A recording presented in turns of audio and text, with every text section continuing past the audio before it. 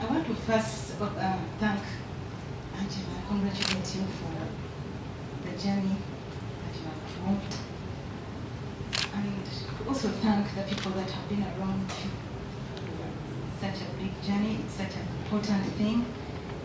You're showing light to the rest of the world. I've shared your book with quite a number of people, and everyone who reads it, it isn't even in tatters, it's getting so old. I just tell people, give me my book when I have another person to give it to. I'm sure, like, it has a message that we can tell, that you can just pass on. It is beyond words. And I want to thank you and congratulate you on this. I also want to thank you for having thought about me to be giving the keynote address on such an important day. Before I say anything, I also want to thank the lady who said the prayer. It reminded me of a song that we sang in Gayaza. Mr. Julio, here you'll help me. I'm forgetting the lyrics a bit, but it was a song that we sang and we didn't know where it was coming from. Aged memory. Yes. Yes. The years are gone, but it went. I need help, whoever knows it. He sent me to tell the good news to the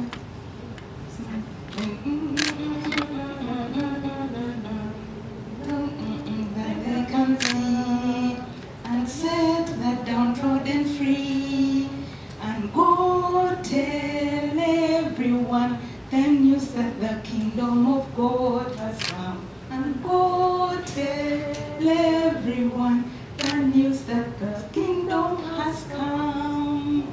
I don't know whether you know that song, but for us we sang it, and it was, I think it must have been picked from here because I had her say the words and they really were coming from there. So today, I just want to remind ourselves, I know I'm going to be talking to the already converted, but I think for purposes of this day, I need to just talk about it that way. I'm not a psychiatrist, by the way, but I've been in the department for a while. I've been there for over, I think, 10 years now. I worked with my ex-colleague, one of you have known her. But I've learned quite a number of things. We read in the books, but also through life. Like for me, I've been in the mental health world for a while, so I have noted certain things. I have noted that one of the major causes of mental illness is actually the environment in which we grow. The environment in which we grow. And very specifically, the parents. The parents have a very big role. The next people who have a very important role in a child's upbringing, in human beings' lives, are the teachers. You know, school can make you, or it can break you. I hope you agree with me. The other causes, I'm sure my colleagues, the ones who went to PhDs and so on, will continue to help us to understand. It's poverty. Poverty. And poverty, by the way, is not relative. It is true. The mere lack, actually, for me, let me put it in lack, because there are so many things which can cause mental illness because of the lack. When you lack money around you, that's one thing. But if I start from as we were growing up, when you lack love, when you lack the basic things in life, chances are that when you grow up, you will have a problem, you may have a problem. You would ask me that, how come not everyone in Africa is poor? Because we may not have as much as the other people. The difference will come in if one set of people have and another one does not have. That difference, we are human beings. When a human being looks at another with the better things, and they may be so basic, that one is the one that will cause a problem. That difference in lacking. We see children who want to relate as they are growing. You see them wanting to relate. They don't have shoes. They want to borrow another person's shoe. So the moment this one who has, the beauty about children is they want to share. For them, they don't care. It's us adults who are having issues. For them, they will give out their shoe, they will give out their dress, they will give out anything that they like, their bicycle, they will share. But that child who is not allowed to share and they don't have, when they grow up, they may have a problem. You understand what I'm saying? Those ones, that's the lack I'm talking about. We see children who even drop out of school because they do not have a uniform. Did you know that UPE is free, everything should be free, but there are some children who drop out. One, the shoes, they don't have shoes, but they may also not have uniform.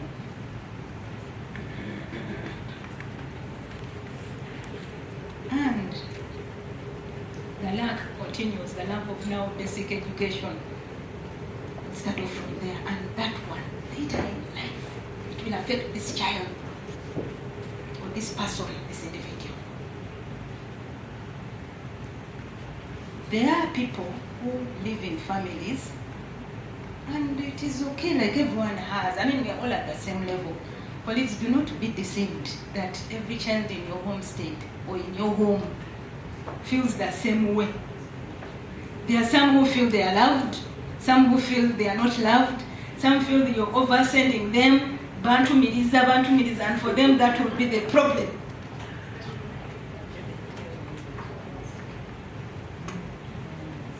And sometimes when we oversend, we don't even reward. Sometimes you find that that child is the one you want. I mean, it's so easy, he runs very fast.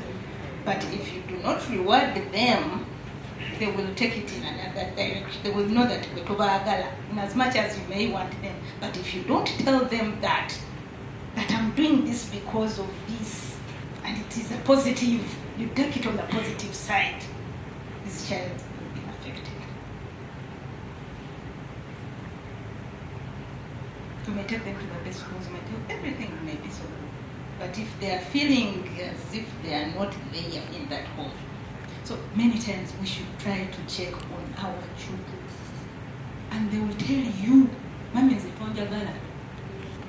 Or they will talk in the back here and say, Mami Tanjagala, Mami Akulawati.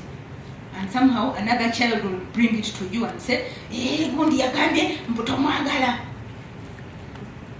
And many times we just flare up and become so annoyed and we want to beat them. But they make a statement. So it is up to you to do some things correctly. So parenting is so important.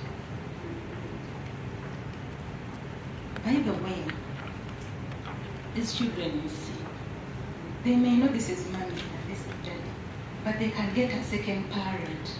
Did you know? Like it can be a neighbor, it can be a sister, big sister, or a big brother who does the parenting role. So if that one is also not there, this child is going to suffer psychologically, later in life. They will suffer. They may not be able to form friends easily, they may not be able to trust people, they may not be, those things that we see in life.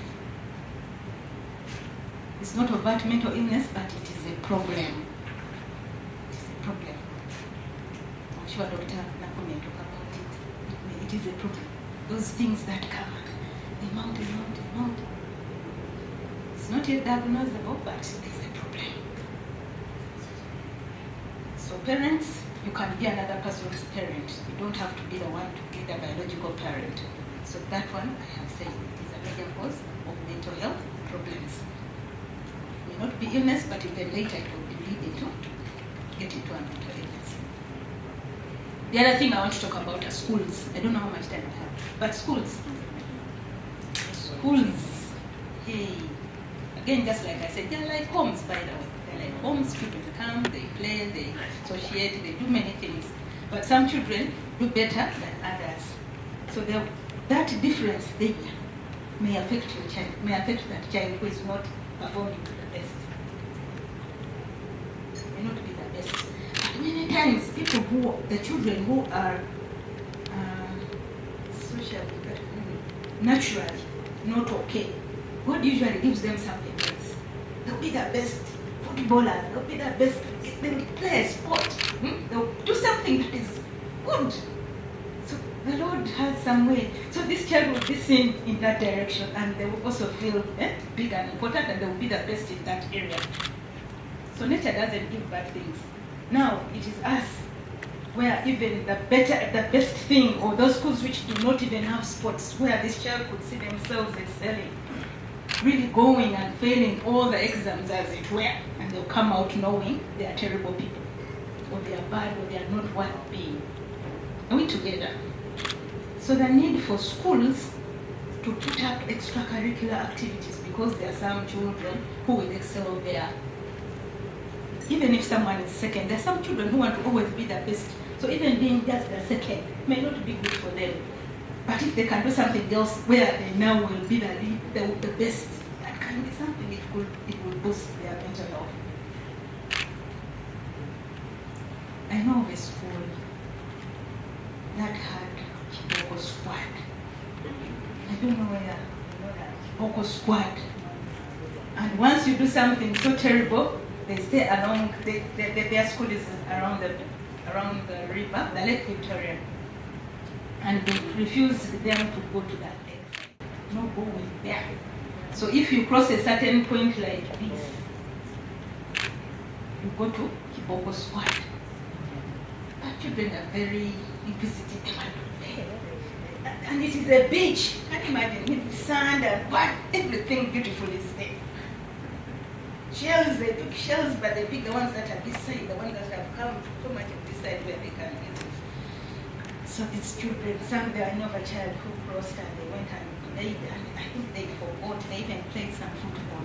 They were seen by this security there, and they came to rescue them. I don't know, maybe it was in a good spirit that they wanted to rescue them, just in case the crocodiles are there, I don't know. But they're not crocodiles. Anyway. They took on these children Kiboko Squad, 30 strokes, 3-0. Like one teacher gets tired and calls on another, then the sticks get.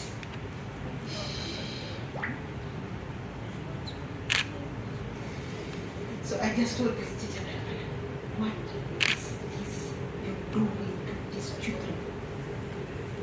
Told me, spare the rod and throw the child. I'm like, the road, I think the road has a limit. The road has a limit. Yes. So we need to moderate, and I'm glad this corporal punishment is out of schools, although there are some schools which continue to beat. Did you know that there are some schools which beat S6 children? A child who is 18 and 20 years is still punished by a cane. Oh my God. I find that deplorable. It is terrible. It is not okay. This child's mental health is not being built. No wonder children have remained, adults have remained children, because they still see themselves as Galamida Wansi, Someone is not confident that they are man enough or woman enough to take a decision, to act on certain actions they've done, and So schools, those of you who can tell them, there's still something we need to do there. We need a lot to do. We are not parenting these children. We are not parenting these children, and parenting is so important. So I'm living that life cycle, but there's so much we could talk in there and getting into now the adult life. How many of us are bosses in our workplaces? Just a show of hands. Boss, like you're supervising other people below you. Colleagues, we have a lot to do in promoting mental health in the workplace. The workplace has become another place of terror and torture and, everything. People are tortured in their workplaces. the inequalities that are in there, the voices, the very sharp and strong and abusive and derogatory and voices that come out. An adult with the wife and children at home is treated like a child, is abused like a child in their workplace, being told they are stupid, they are not useful, they are not anything. What kind of mental health, what kind of, will this man go back home with? How will they talk to their wives and children? And tomorrow wake up and come again and do work properly. I mean productively. We have a problem in the workplaces, colleagues. We need to improve. Then there are words that are said about a person with a problem, with a mental health problem. We don't want to relate with them. We don't want to talk to them. We do not want to have anything to do with them. That even if they went into a lift, someone will not enter that lift. They will wait for it to go and come back. Am I lying? I'm not. I'm sure. I know. But then we also have a problem. That even if we see our person breaking down, we are fearing to talk about it. What's wrong with talking about mental illness? It's just like any other condition. It's like having an eye, like a style on your eye. Didn't you tell someone that Olinaka Sekere? You would be very fast to tell them. Okay, you may not tell them so easily, but at least you will tell them, your eye is red. Or you can tell them, you have a red eye. Did you sleep well or whatever? It's the same thing. You can say, if we are saying, you're noticing your behavior is changing. You're no longer doing this, you're no longer ABCD. In that way, someone can change, someone can know, or you can even help them to tell that this one requires to seek for attention. Mental illness, I can talk forever. But the good thing is we are learning. We are going to increase awareness. That's one of our major items on the agenda. Increasing awareness about mental health. There are certain things we've always taken for granted. There are certain things we see and we do not even understand. There are certain things we do not appreciate that can be a cause of, someone's breaking down or, those things. We are creating awareness in schools, in workplaces, in such organizations, in such gatherings. I'm sure I'm talking to the already converted, but I hope we just remind ourselves a little bit of what we can do as human beings to protect other people's mental health. We need to be human beings in all ways. The spiritual leaders, I don't know whether we have any here, you're doing a great job, but there's also a missing link with you people. I don't know whether it's just in the Bible and the Quran that we read, because they are the ones who are putting the bad side of things, many demons, and so on. There is a way it is breaking or it affects the people's care. When you call it that, someone will imagine that they have demons there, I think it's not okay. It's not okay. It was context. And the beauty is when he chased them out of that person, they went and drowned. Didn't they drown? They drowned. Yes, they drowned. Why don't we believe that? If he died on the cross and forgave our sins, why don't we imagine that those demons he threw out actually went into the sea and they are dead? Think about it. Lastly, I want to thank all of you for being there for, I'm seeing a small group of people here, so I know you're the inner circle of Angela. So thank you for being there for Angela. Thank you for being there for whoever you're there for.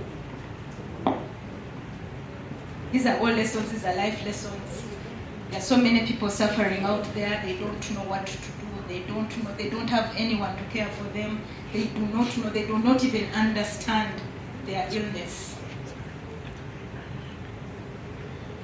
And to crown it all, I'm going to tell you a story. It is not that detailed, but a little bit of it.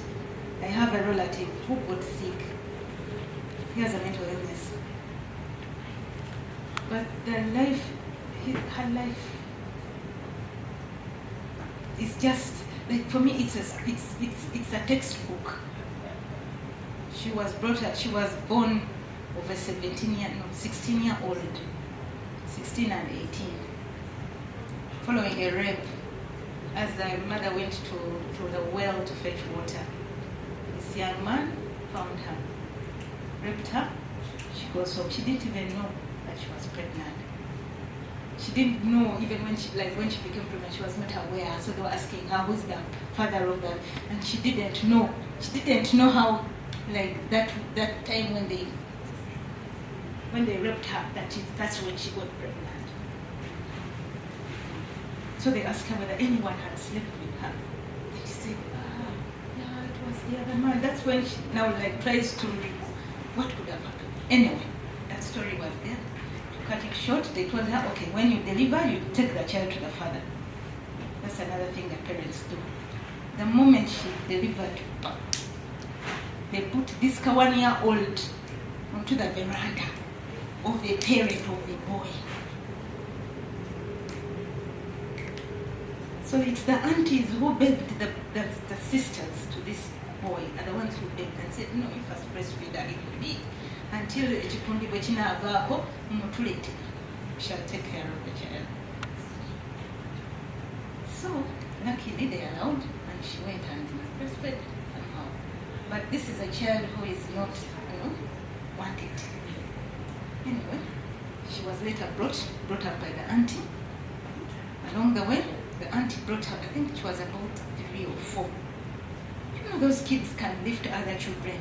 A 4-year-old asitula omwana omulala. So they brought her in this home to be a babysitter of this auntie now who is taking care of her. So she babysits. She even misses school a bit. There were other older children who went to school and thought she was there because she was babysitting. But along the way, auntie said, okay, we also go to school. Anyway, this sweet auntie dies of HIV. This child was about to be 6. Now, the only place she had to go back to was her village. She had to get back to the father.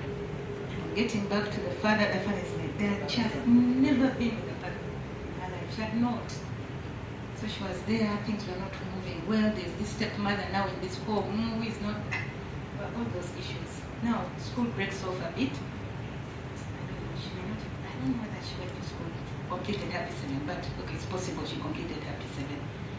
But when she went, she must have completed because she was in S2 when she eloped with a boyfriend and also got pregnant. Getting pregnant, the father told her, Davao, off you go. She goes out of that home to look for her husband.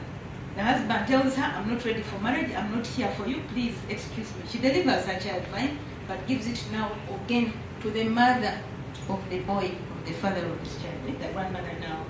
They take care of her. She was supposed to go back to work, to school herself. She refuses to go to school after she delivered. She gets into a meaningful relationship because I saw that boyfriend of hers. It was okay, he was an old man, not old, but inside of Kuru, like ready for marriage. I mean, she was very mature. She was very smart. She would do her work very well. She's one person you want to be with. She washes clothes very well. She cleans the home very, very neatly. She knows how to do things because she was in that home. That's what she did best. This man was a married man. These married men who come to Kampala. Kampala, when I go back to the village, so in Kampala she was there. He kept her in Kampala. But little, I don't know what happened to the man. But to cut the long story short, the man also dumps her. That was the breaking point. She got her first episode.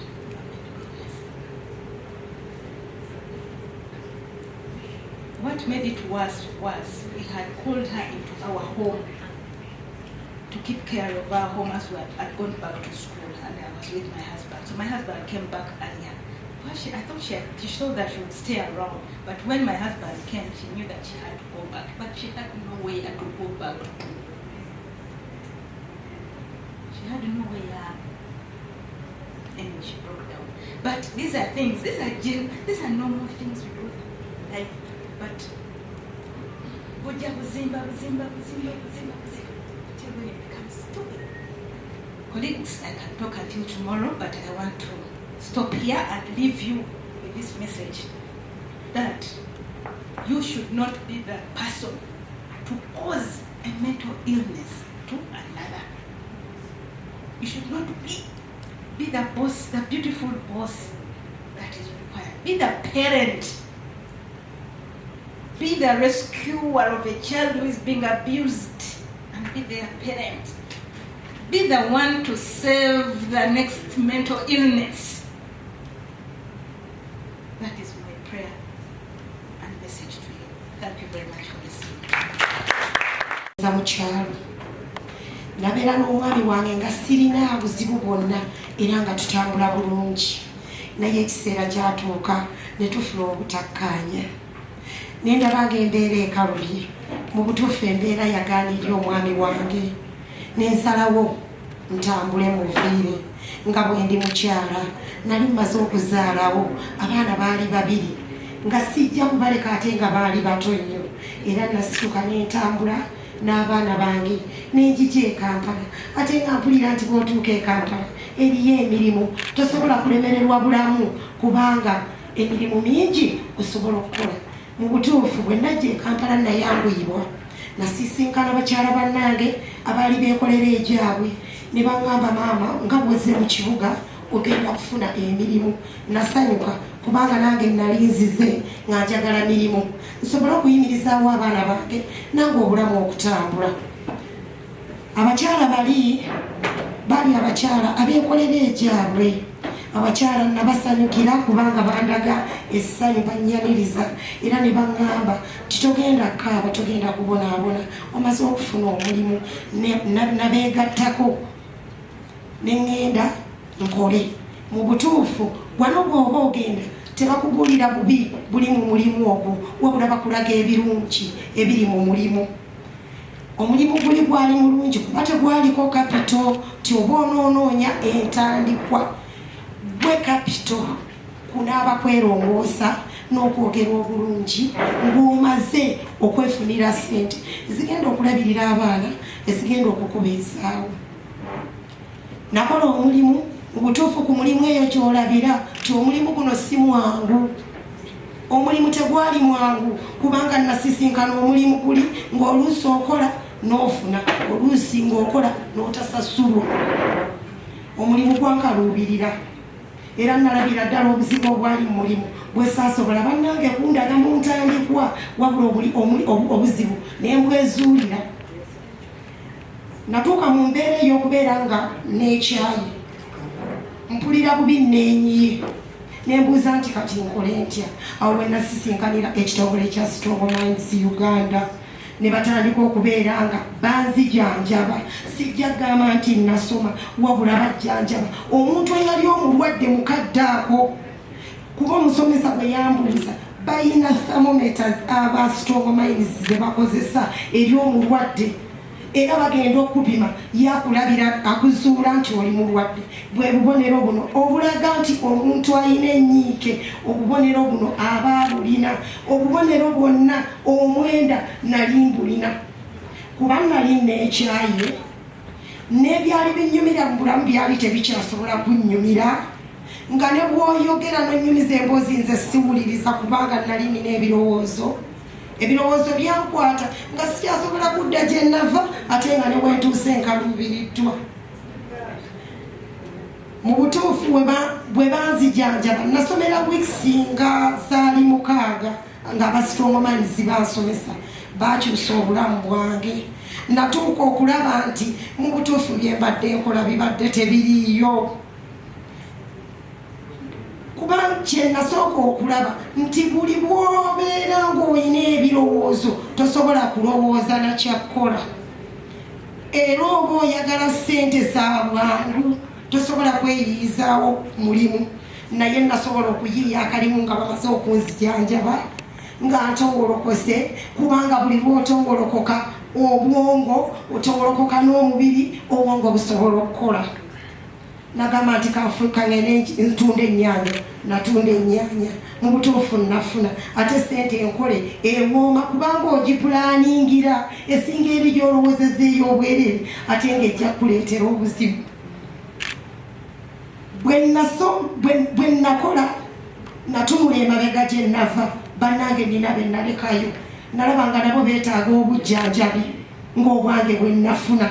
Mu butuufu nabo nagenda ne bakuŋŋaanya bonna, ne bakuŋŋaanya abakyala abo ne basoma nga nabo ebizibu bye bayitamu bifaananira ddala ebyange, era nze nalaba nti senga nabo banajjanjabibwa bagenda kukyusa obwongo, basobole okuva mu kiri kye balimu, ate basobole okubeera nga basobola okweyiyiza.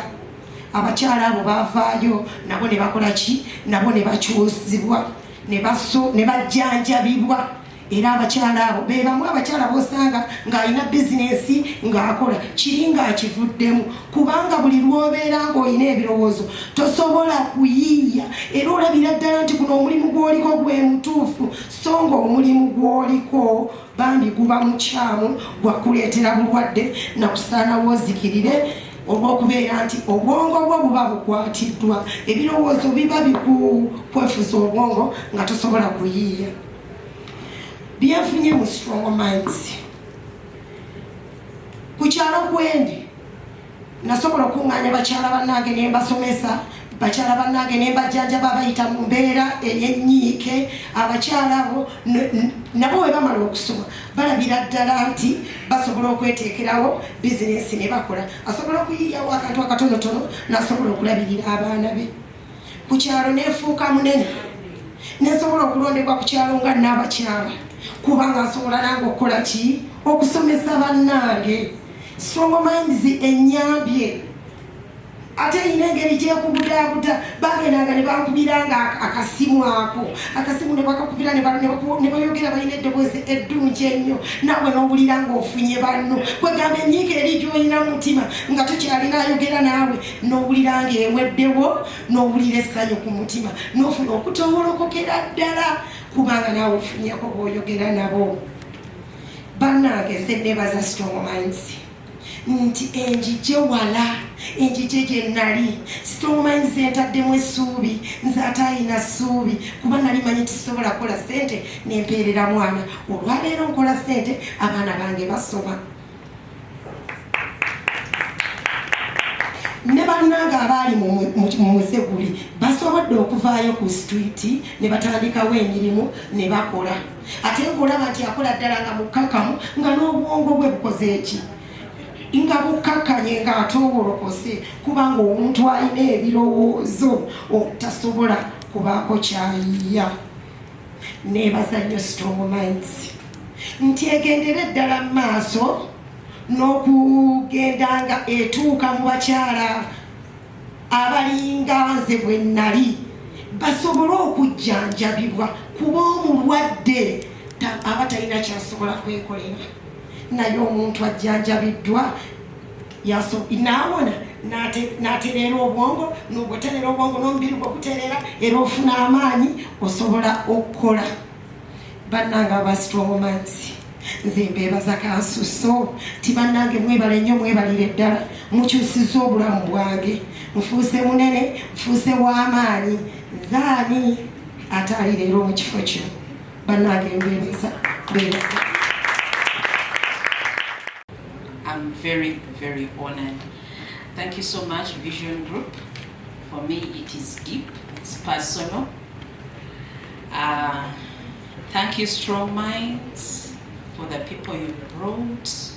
And I've loved the way Madina has spoken. Thank you, G4G, Josephine, thank you. I really appreciate your presence, Primera. Thank you so much, Rema, Women's Space. And I'm so honored that Dr. Hafsa is here. Thank you, Helen, for coming. It's special. Thank you, our guest of honor. So now, as I prepare to share my story, you know, I'm being a bit gentle, but I just really want to thank God. He has done a lot in my life. I'm here to represent a population that is invisible to many. I'm here to represent a population many people would rather not hear about. I'm here to represent a population many people prefer to lock up in their houses, and not because they can't afford to give them medical care, not because they can't afford to get them help, but these people embarrass them. It's like a label of shame to say, oh, I have someone who has a mental illness or someone who has a disorder. It's something you don't want to identify with. I'm here to represent a population that has been labeled useless, because when I had my breakdown, honestly, I didn't even think I wouldn't get better. In my mind, I knew things would change. And these beautiful children, they wrote me a beautiful card, and on that card they said, with God all things are possible. And I still have that card. When they said, with God all things are possible, it was like they had prophesied into my life that, yeah, this is for a season. One day it will be over. Because when I had my first breakdown, my daughter, she's the first one, she was 9 years. She's at university now. When I had a second horrible relapse, my son, he was 4 months. So for me to come here to testify of God's goodness, it is personal. And when I'm talking about mental health, it's deep. I don't talk about it because I'm looking at dollar signs. And Sheila, I really appreciate what you've just said, because with Heart to Heart is a support group. I felt people need space where they can talk and be heard, where they can talk and be seen, where they can talk and recover, where they can talk and thrive, where they can talk and be the best that God called them to be. So sometimes when those meetings would come, I would have no money. And I told Ida, she's there, Ida, stand up and they see you. I would tell Ida that, you know what, the meetings are coming, but I have no money. How am I going to deal? But somehow you guys, God would always give me money for those meetings. Always, that money would come. And then there are some meetings, I have the chef of the home, she's here, Emanuela. Emanuela loves cooking. So we would prepare our meetings, and she cooks her snacks, and people come and we talk. So for me, standing here, you know, it's quite overwhelming, but it's about giving God glory. And I pray that God will use all of you in your different capacities to take mental health issues seriously. Because until it gets into your household, you don't know how deep cutting it can get. Because, I mean, you can see these children. I had to mother them regardless. You know, I had to mother them.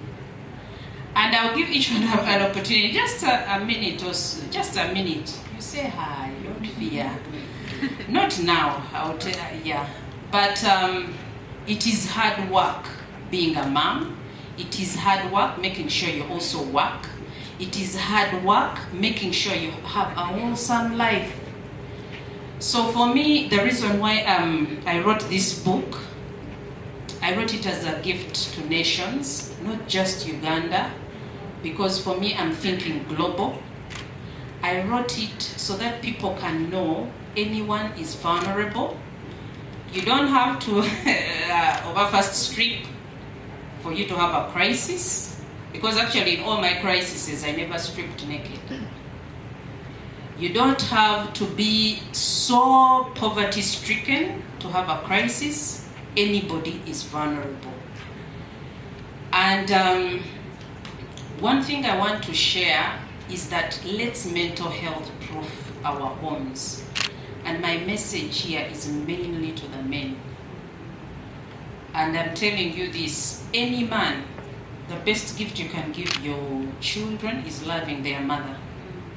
If you love their mother, you have won over the children. If you stand in your place as a man, your family stability is guaranteed. But now for me, I'm also a believer, so you need to be also in the right standing with the Almighty God. Because when men are out of position, there is family breakdown. When men are not there to defend their wives, to defend their children, the family unit is at stake. Because even before we start telling government do this, the government is not going to manage you as a man. Before you even tell the government to increase mental health budgeting, what are you doing in the four walls of your house, of your home? And for me, I've been very vulnerable in my book. I decided to be open. Of course, even when you are open, there are some things you keep quiet about, but I tried to be as open as I could be because I knew there are many women who are struggling, many men who are also struggling, many children who are struggling. And if we don't get people who are bold enough to go out there and tell the truth as is, there will be no help. There will be no help whatsoever. Because as long as you wear your lipstick, wear your heels, and there are many women, I've been in journalism for a while, so I know there are many women, power women, the women would say, the women we admire to be like. Whenever you interview the women, oh, your life, work balance and all that, they tell you it's all perfect. They tell you, oh, I have a very supportive husband, oh, my kids, everything is all rosy. It's like these women never have challenges. These women are living over like superheroes. They don't have issues. And until you get real, we shall not find a solution to the mental health challenge. So today, really, it is about celebrating the goodness of God in the land of the living.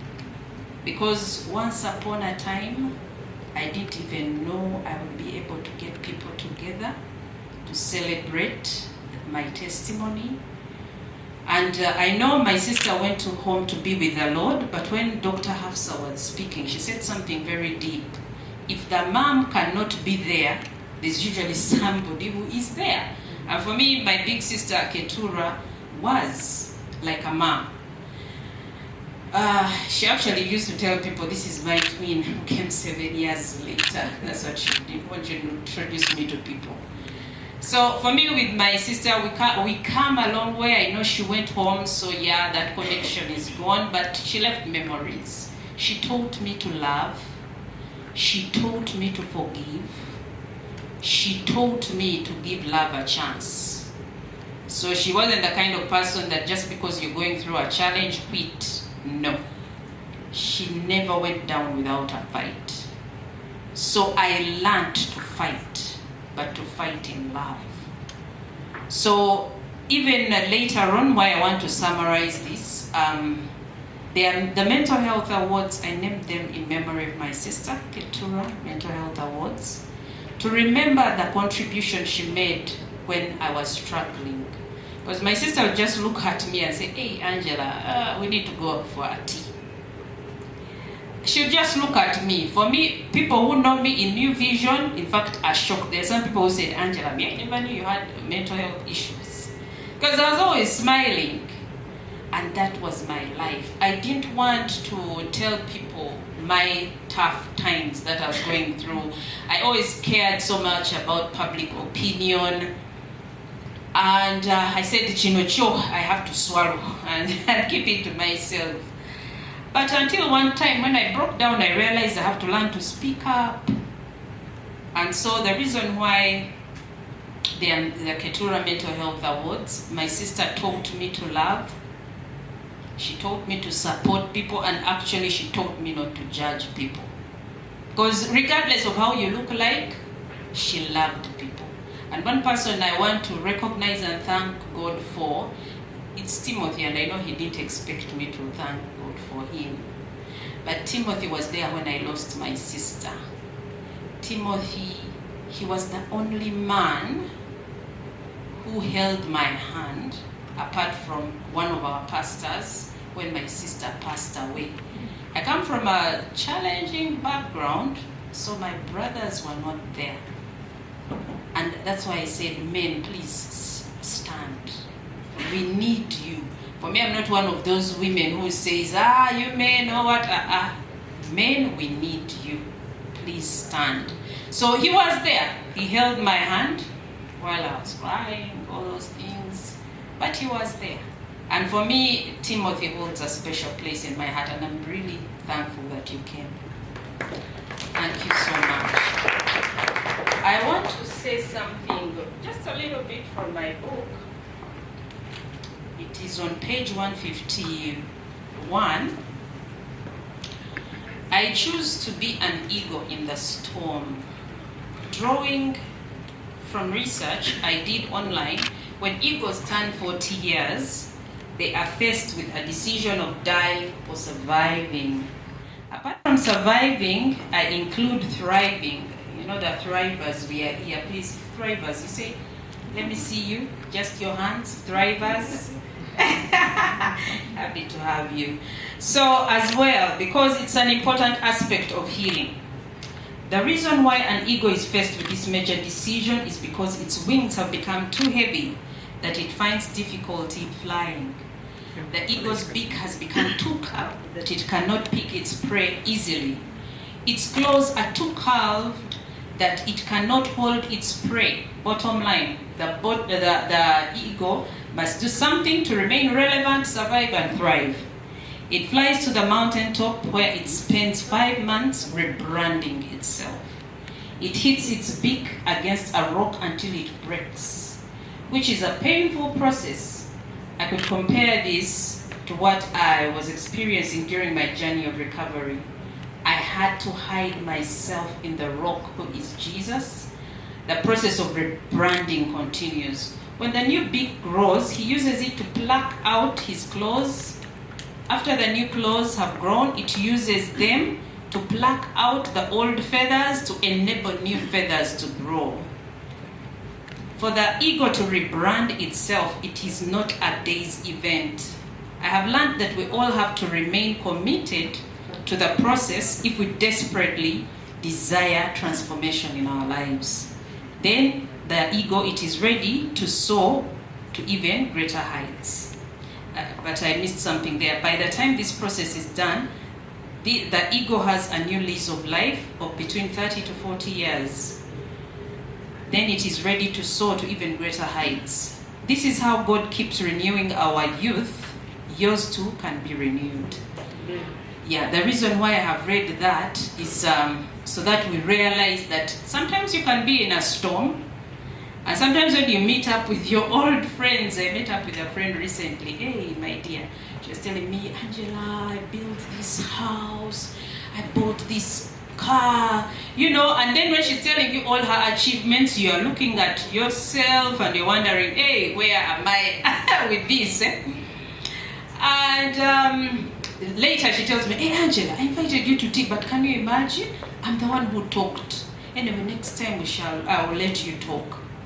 You get life. You might be in a place right now where you seem like you're not moving. You seem like progress is not happening in your life. Take heart. Actually, God is grooming you. He's grooming you for the next level. And I want to encourage people who are here, who have mental health challenges, those who will hear the message, that it is not over until God says it is over.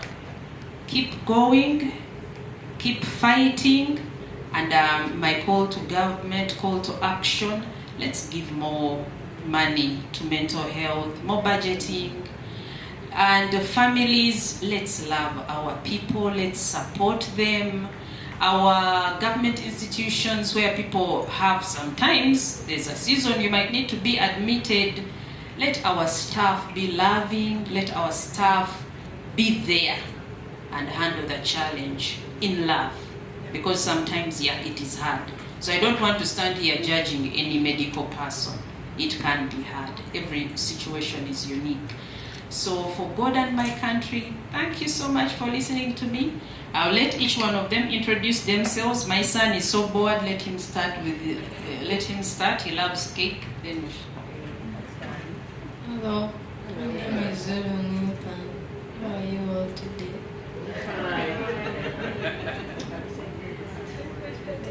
I'm in P5.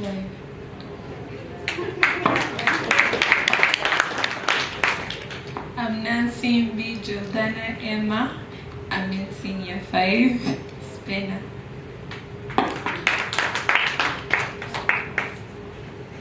My name is Nadia Namakula Marie. I'm in P7. Hi, I'm Natalie Nachuala Frederica. I'm in Form 2, St. Peter's Nalia / Spinner. Yeah.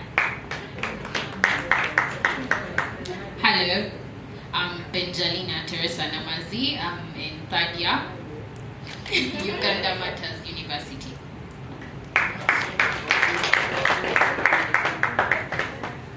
I thank you all for coming and supporting my mom's endeavors.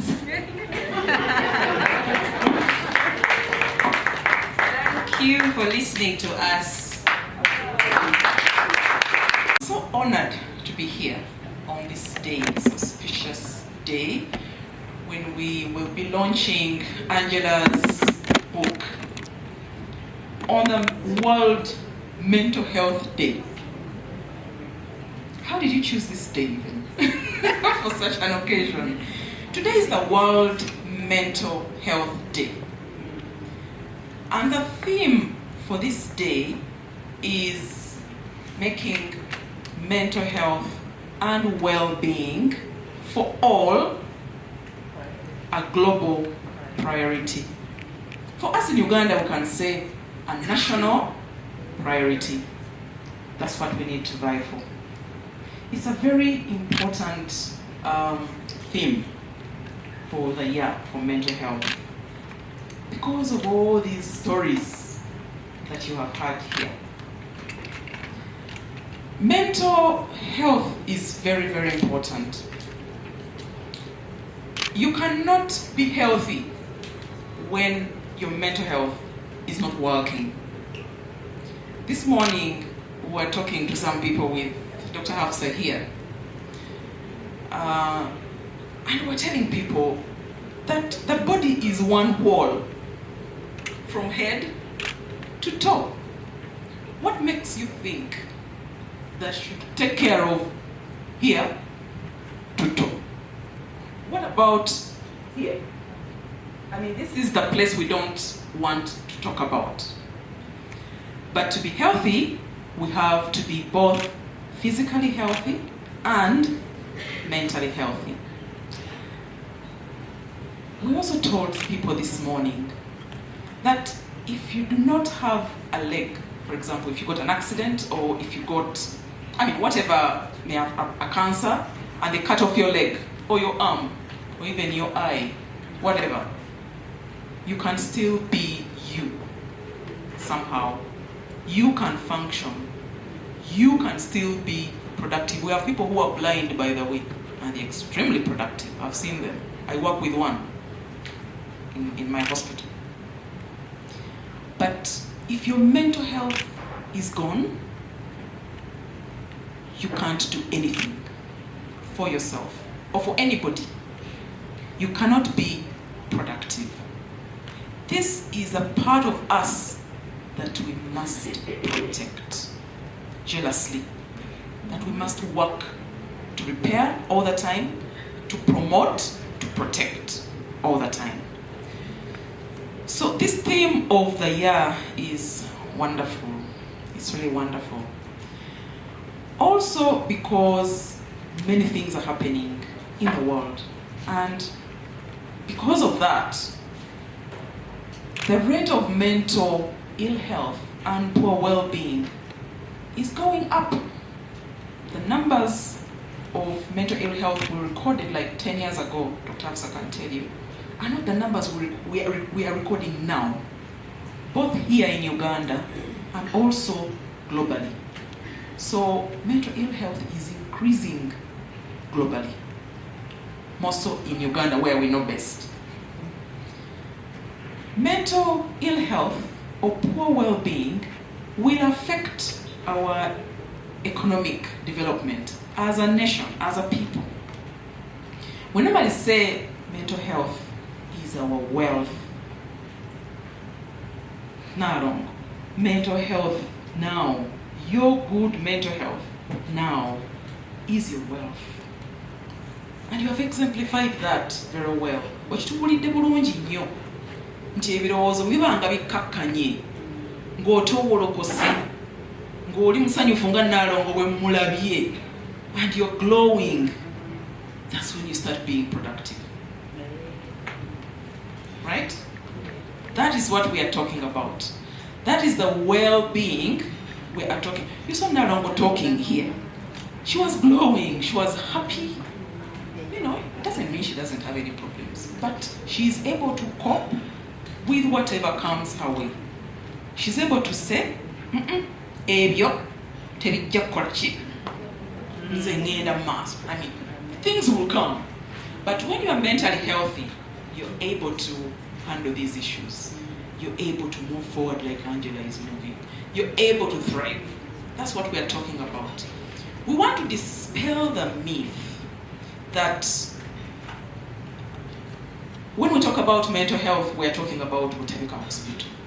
Actually, sometimes I don't want to mention the name Butabika because that's not what we mean. What we deal with at Butabika is mental illness, which is important to deal with. What we're talking about is our mental health. We need to protect and promote mental health and to promote our well-being so that we can improve and function like Nalongo is functioning. So when people have mental health issues, it doesn't always mean that they have to be admitted in Butabika. It doesn't always mean that they should be undressing or that they should be throwing stones or that they should be, all over the place and people see it. The truth is, there's a lot of poor mental health amongst us that we are not seeing, that we should see and do something about. That is what we are talking about. Because when we do, then we don't have to tip into that person now who requires to be admitted. When we protect our men, when we do the things Strong Minds has done for Nalongo Madina. Madina, you didn't have to run around throwing stones at cars, did you? Tiwamala kuddukanga okuba abantu amayinja. Okumanya nti olina omutawaana weetaaga buyambi. Strong Minds ogenda okukukwatako tewamala kweyambula. Naye wamanya nti ne mu mbeera eyo wadde abantu bakulaba nti oli bulungi, wali toli bulungi. Ekyo kye twogerako. Nti we should be able to recognize that mental ill health amongst us, even before people tip to the other side. And this is what we are not doing adequately. This is what we must do, so that we all get some care. So, Dr. Hafsa's ministry has done very many things to try and provide care all over the country. I'll not go into, I don't know whether you want me to go into those stories of where the care is, but the care is everywhere. Because we have a new law now that mandates that mental health care should be provided at the lowest level of health care, like at Health Center 3 in the villages, right? And we're recruiting people there, at least at the bare minimum, a psychiatric nurse who can understand these things and do something or even refer. But those are long stories. But even that, isn't adequate. We're yet to get there. We need, and now what we're advocating for, Dr. Afsa, what we're advocating for is that we should have counselors within the health sector. We have no counselors, really, within the health sector. We should have social workers, ababuda abantu. The kind of things that Strong Minds and other similar associations are doing for Nalongo and similar people. So that they work hand in hand with the doctors and nurses who are very, very busy also to try and identify this mental ill health quickly and do something about it at our levels. That's what we're advocating for now. Helen, we shall come to Parliament. We've been there, I've been there, to talk about that ask. We need more hands. Other than the money, of course it takes money to have more hands. We need more hands to work around that. But that's not enough. There's so much the health sector can do. There's so much the doctors can do. There's so much the nurses can do. There's so much the ministry can do. All of us need to do something. I think we all have a duty to do something. The first point is that we should educate ourselves. Find a way of educating yourself so that you know about mental health. At Botanica Hospital, we have started a call center. The main purpose of this call center is to provide information. We realized that there's very little information in the community, in the public, regarding mental health. That's why people think that when you go to Botanica, bakuloze. Bajajja, bakulinye ku mutwe. So people are going to places where they are actually traumatized rather than be helped because they don't know. So we have created this call center to give information. I would like to encourage you to use this information. The number, the toll-free number, completely free to you, is in Angela's the manual. Yes. No. The mental health guide. Angela, can you take us to that page? It's here. It's page 22. Page 22. What's the number again? 0800 21 13 06. Yeah. 08002 11306. Now, when you call that number, you will listen to information. That is the purpose it is there for, mainly, among other purposes. It can give you information in either English or Luganda, depending on what you select. It can talk to you about a range of mental health conditions. If you want to know about depression, you will hear about it. If you want to know about anxiety, if you want to know about epilepsy, if you want to know about alcohol and drug abuse, if you want to know about childhood mental disorders, that information is there. Please use it, please popularize it so that people get to know. Now that is the beginning point. When we know, knowledge is power. It means we should be able to identify mental ill health in ourselves so that we seek help early, but also amongst our relatives, friends, communities, so that either we be that person Dr. Hafsa talked about, who doesn't cause mental ill health but helps. You can't do that when you don't know. So let's inform ourselves. Let us, try to help those who are in need from a point of knowledge by supporting and also referring.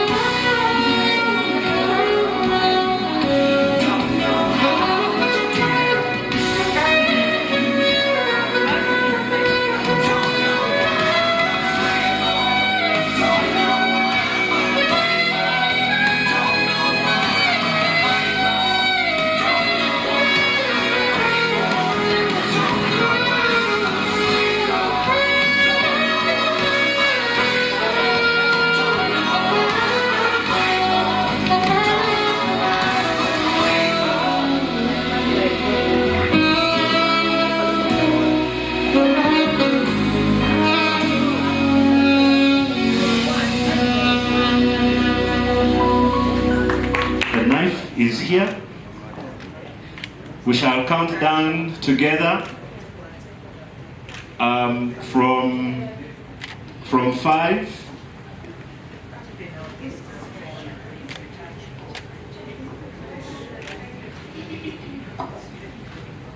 All right, are we ready? 5. We can do it together. 5, 4, 3, 2, 1, 0. So actually say the breaking 3 at 0, but it's alright. Heavenly Father, we'd love to thank you for this lovely day.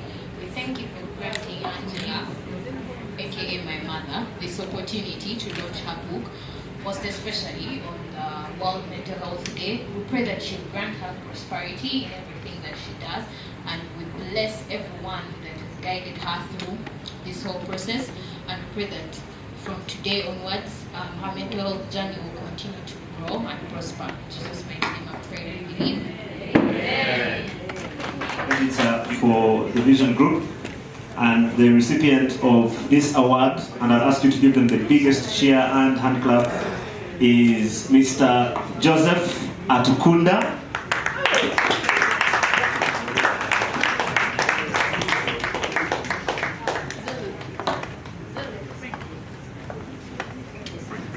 I think, can I kindly ask that we move that banner, that Vision Group banner behind them so we can actually take the picture behind, yeah, so guys, don't take photos yet. You might send the wrong photo that has no banner. We need to appear on the front page. We are trying to strategize here. So if you put the managing editor on his own banner and take a picture, then the chances increase of appearing somewhere in the at least in one business pictorial or something. What?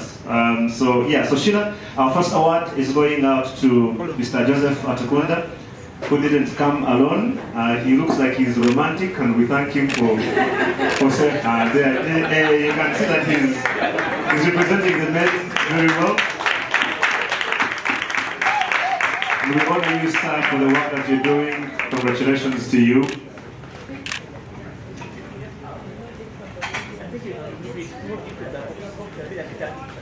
Yeah, Helen is actually right. Let's take this out of the box so we can show it properly. And show the children that that you're doing your service to God and country. Thank you so much. We celebrate you and congratulations to you. All right. Our next award is the Youth Impact Award, and we will have Miss Noela, the CEO of Esther Ventures, to present this award. So our winner is none other than Mariam Namakula.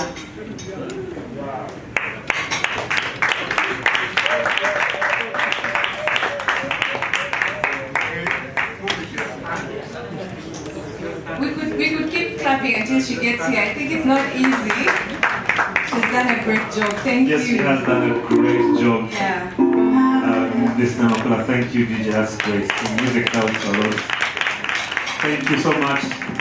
Congratulations to you. Thank you for doing an incredible job. We honor and celebrate you. And congratulations indeed. Thank you. Our last award, and a big thank you to Noela from Mr. Ventures for helping us hand out this award. Our last award will be handed out by Chair for Rema Women's Space, Susan Muhoza. If you please come and kindly help us hand out the last award. And this is the Grassroot Impact Award. And this is going to go out to someone very special. He has a very interesting set of names. I think using his name as an acronym is a bit problematic, I think, because saying triple D sometimes I think is a bra size, right? Yes. Okay. Yeah. So it's. How do you? Oh, yeah. Yeah. So I wanted to refer him as triple D, and then I said that might be a problem. Ladies and gentlemen, please join us in congratulating Daniel Dratibi, Daniel, as the winner of the Grassroot Impact Award. Can I still call you Triple D, or will that be a problem? It's okay, sir. It's okay, okay, so we shall say Triple D. Mr. Daniel Dratibi, Dratibi for our Grassroot Impact Award. Congratulations to you, and you received this from Susan Muhoza from the Rema Women's Space. And we can see you're also romantic. You came with your better half, so we celebrate you on that as well. Thank you for not leaving the men in a bad way, so we congratulate you and celebrate you. All right, and thank you very much.